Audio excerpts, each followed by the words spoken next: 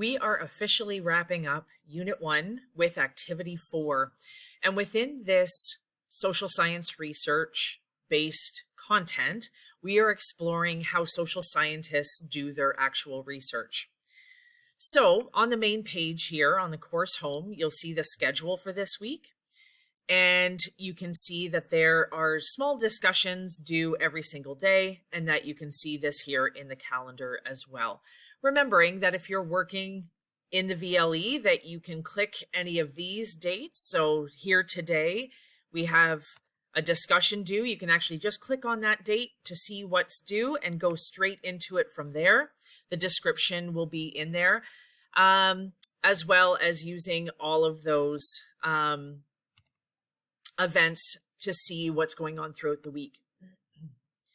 So let's get into it. So I know that I'm going to go to Unit 1, Activity 4. We are going to be starting Unit 2 next week, which is fantastic. All right, so I'm going to go into the content. Let's get into it. So this is really going to start us into the next unit, which we're going to focus on a particular social science discipline. And so this is the end of the introduction. So we're just looking at the overall of studying different groups and studying human behavior. So within that video, there's an interactive right here. After watching that video and then going into here, you're going to have some information that you can put in this discussion right here, remembering that you can enter into that discussion either through the calendar and or content. So after we participate in that discussion, we are going through the social science inquiry model. So whenever we do research as social scientists, there's two types of research that we've talked about. One is secondary research, where we look into the sources on the internet, in books, in journals, and we find the research of other social scientists and their published work. And the other one is called primary research, and that's where this is really focused, is the idea that we are doing our own research as social scientists.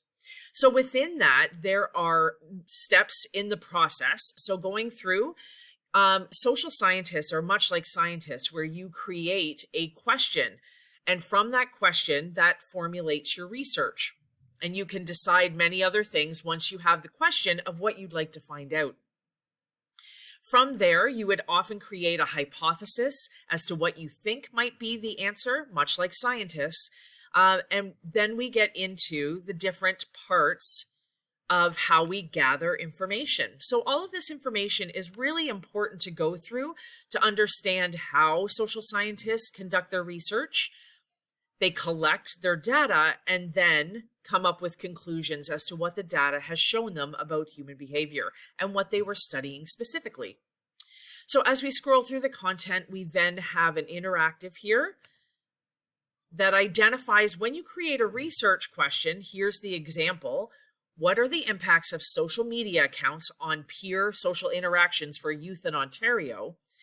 That we want to make sure that we have these 5 components of our research question, that they are focused, rich, beneficial, clear, and feasible.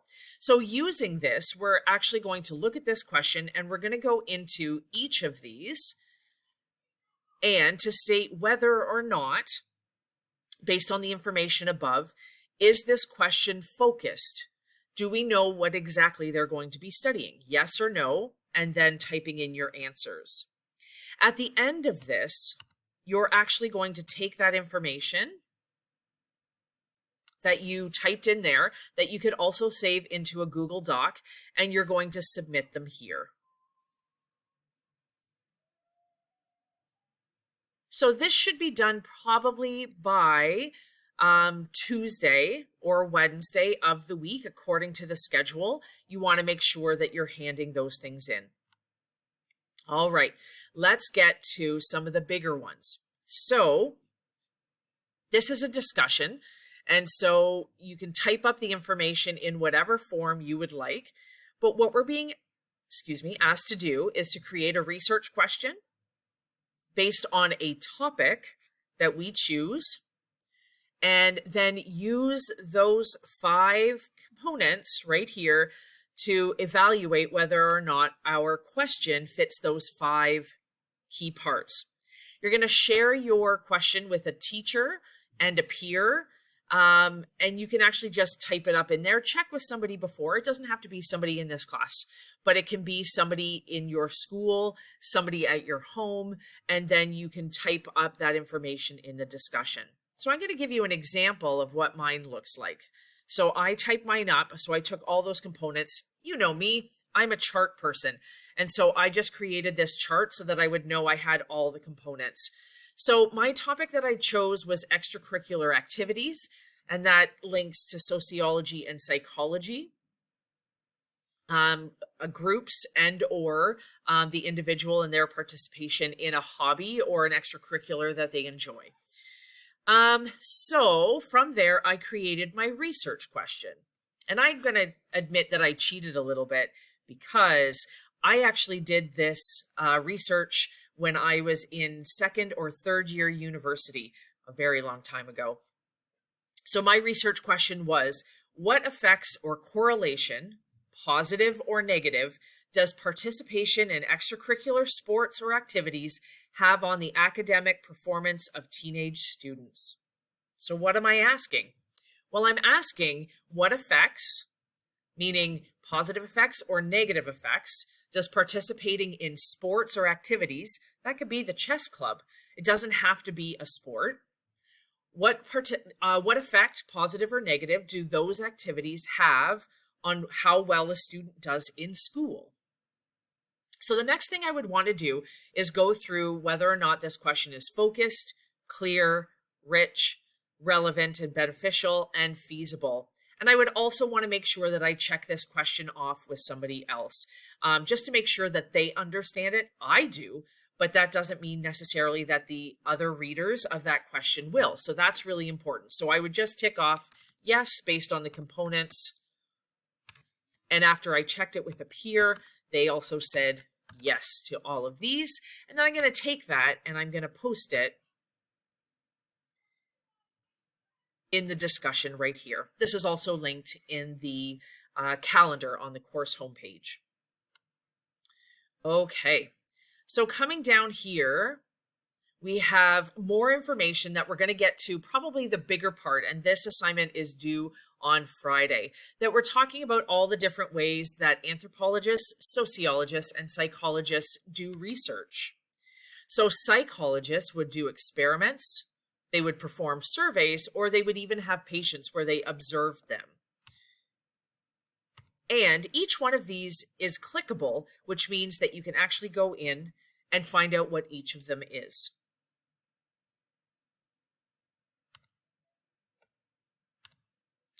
So those interactives are really important that you can click through them to discover all the research. It's highly recommended that you take some of that information and put it into your notes or an ongoing Google Doc, just so that you have that information. I also highly recommend before you post something in a discussion that you put those in your notes as well, because if something happens where your computer doesn't post it, you haven't lost all your work, and then you can actually go back and see what you did post in certain assignments. Keeping a notebook or an ongoing Google Doc or Word document or whatever word processor you have is a great idea. All right, so here's the big one. And you're actually going to post this, even though I called it an assignment. You're taking a screenshot or a picture and you're actually posting it into the discussion. So I'm going to look through here. So here's an example of what your finished product could look like.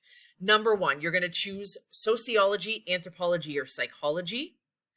And then you're going to figure out what ways would they do research. So I'm going to choose sociology, and I'm going to look at observations. So I'm going to study people in their natural environments. And I've chosen this one because I have a particular group in mind, or something that I know that I would like to use for this, this assignment. So I'm going to choose sociology, and I'm going to say that I am playing the role of a social scientist. I'm a sociologist, and I'm going to do observations. So then, knowing that, here's what I'm going to do. Who or what are you studying?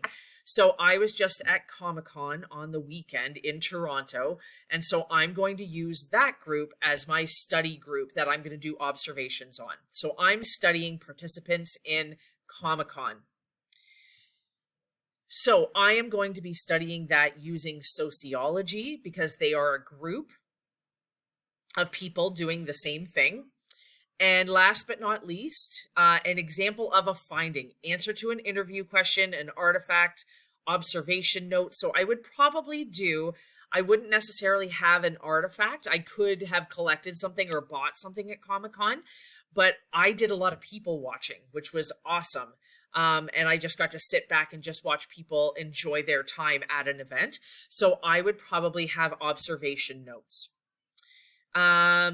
And so all of those are included, in case you're wondering. All of those can be included in this presentation right here as to how they collect that information. So here's an example of how a social scientist would demonstrate their work. So I'm thinking I would probably do a social media post as a sociologist or somebody who would like to follow my YouTube channel. Maybe I'll make a video and I can post that too. And so I would have my observation notes. So I would probably just be talking through what I observed. And I might, because I'm old, I might make a Facebook post with a YouTube video attached to it about what I observed. Okay, so that's what I would be posting to the discussion. So once I've created all of that, I'm going to take my finished product and post it to the discussion. So this one's going to take a lot of thinking. And if you would like to brainstorm ideas, or if you're totally lost, please feel free to email me. We can brainstorm a number of ideas to try and figure out, or maybe I can even point you in a direction. If you need to come up with all of the components, then maybe I can definitely help you with that. Not maybe, I can definitely do that. All right, so that's Unit 1, Activity 4 in a wrap, and I hope that you can understand exactly what's expected of you and that you can get those assignments in on time. Let me know if I can help.